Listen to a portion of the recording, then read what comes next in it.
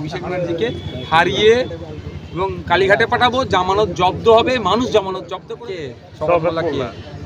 ওই যাকে মমতা ব্যানার্জি বলেছিল তুই বোম্বা দিস, ন্যাশনাল হিউম্যান রাইটস কমিশন যাকে বলেছিল নটোরিয়াস ক্রিমিনাল, তার কথা বলছেন আপনি? অভিষেক ব্যানার্জির ব্যাপারে আপনি তার কথা বলছেন কি? ওই শপথ মোল্লার কথা বলছেন? কথা হচ্ছে শওকত মোল্লা এইসব বলে তার দলের কাছে ভালো হতে চায়। আমি একটা কথা বলি, অভিষেক ব্যানার্জিকে হারিয়ে এবং কালীঘাটে পাঠাবো, জামানত জব্দ হবে, মানুষ জামানত জব্দ করে দেবে। এখানে ক্যানিংপুরের বিধায়ক বলছে আগে 7 দিনের যাত্রা অনুষ্ঠান হতো, এখন 10 দিন ব্যাপী অনুষ্ঠান হচ্ছে, এটাকে কটাক্ষ করে বলেছে, কি বলবেন? দেখুন, ব্যাপারটা শিয়াল কখন আঙ্গুর ফলকে টক বলে বলুন তো? যখন সে পারে না, চেষ্টা করে, বারবার চেষ্টা করে, যখন ব্যর্থ হয় তখন শিয়াল আঙ্গুরকে বলে টক ফল বলে চলে যায়।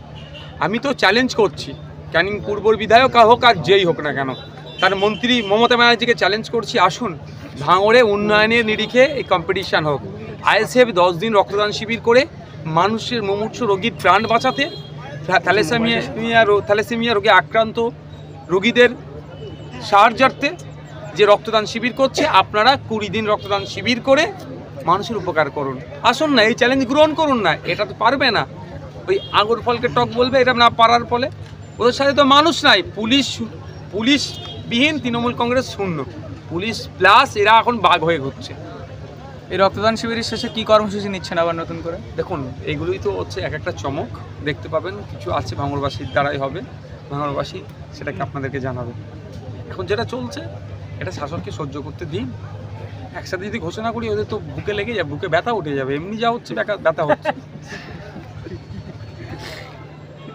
রাজ্যসভা ও লোকসভায় 43 জনের সংসদ বাতিল হয়েছে টিএমসির, এই বিষয়ে কি বলবেন? শুধু টিএমসি নয়, কংগ্রেস আছে, আরও বিভিন্ন দল, ডিএমকে আছে, বিরোধীদেরকে একাধিক এমপিকে সেখান থেকে বরখাস্ত করেছে। দেখুন, ওটা গণতন্ত্রের জন্য একটা স্বাস্থ্যকর দিন নয় আমি বলে মনে করি। আমরা জানি যে এই হাউসগুলো বিরোধীদের জন্যই, কি বিশৃঙ্খলার জন্য নাকি তাদেরকে সাসপেন্ড করেছে। কী জন্য বিশৃঙ্খলা হচ্ছে আগে আসা দরকার। যে কদিন আগে সংসদ ভবনের মধ্যে যেভাবে নিরাপত্তাকে ভুলণ্ডিত করে সেখানে লাফড়ে ঢুকেছিল, যেখানে এমপিরা বসেন, যেখানে তর্ক বিতর্ক হয়, যেখানে ডিবেট হয়, সেই জায়গায় ঢুকে পড়েছিল। এই বিষয়ে বিরোধীদের বক্তব্য ছিল যে প্রধানমন্ত্রী, স্বরাষ্ট্রমন্ত্রী এই বিষয়ে বক্তব্য দিক, কিন্তু বিজেপি অদ্ভুতভাবে বিধানসভায় লোকসভার বাইরে অনেক কথা বলছে, মিডিয়ার সামনে অনেক কিছু বলছে, বাংলা যোগ, তৃণমূল যোগ, হ্যান ত্যান, যে কথা বলছে সে কথাই যদি প্রধানমন্ত্রীর ওর মধ্যে বলে দেয় অসুবিধে কথায়। কিন্তু ঔদত্ত এভাবে বিরোধীদেরকে সাসপেন্ড করা, আমার যতটুকু মনে হয় গণতন্ত্রের জন্য এটা একটা কালো দিন। তবে একটা কথা বলবো, আমিও তো পশ্চিমবাংলার বিধানসভায় আছি, আমিও তো দেখছি এখানকার ছোঁয়া তো ওখানেই বেড়াচ্ছে। এখানেও বিরোধীরা কিছু বলতে চাইলে শাসকের বিরুদ্ধে হলে সেটা চিৎকার চাচামেচি করে বন্ধ করে দেয়। এখানেও যেটা হয়, এই কালচারটাকেও ধিক্কার জানায়। শওকত মোল্লা বলছেন যে ডায়মন্ড হারবার থেকে আপনাকে বাড়ি পাঠাবেন। কে শওকত মোল্লা? কে? ওই যাকে মমতা ব্যানার্জি বলেছিল তুই বোম্বা দিস, ন্যাশনাল হিউম্যান রাইটস কমিশন যাকে বলেছিল নটোরিয়াস ক্রিমিনাল, তার কথা বলছেন আপনি? অভিষেক ব্যানার্জির ব্যাপারে আপনি তার কথা বলছেন কি? ওই শওকত মোল্লার কথা বলছেন?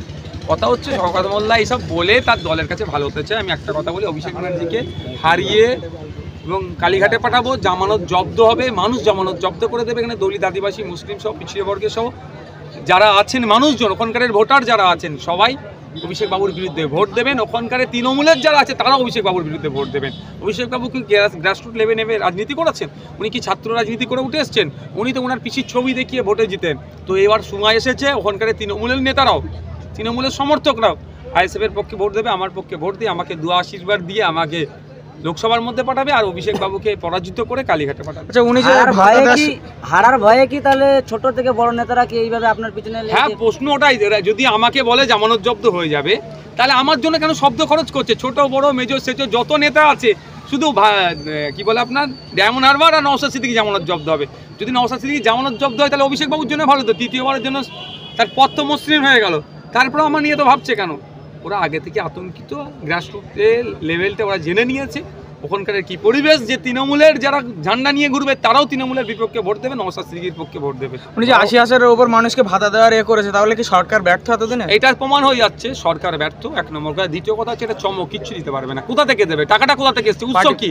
কতদিন চলবে এটা সেটা বলছে?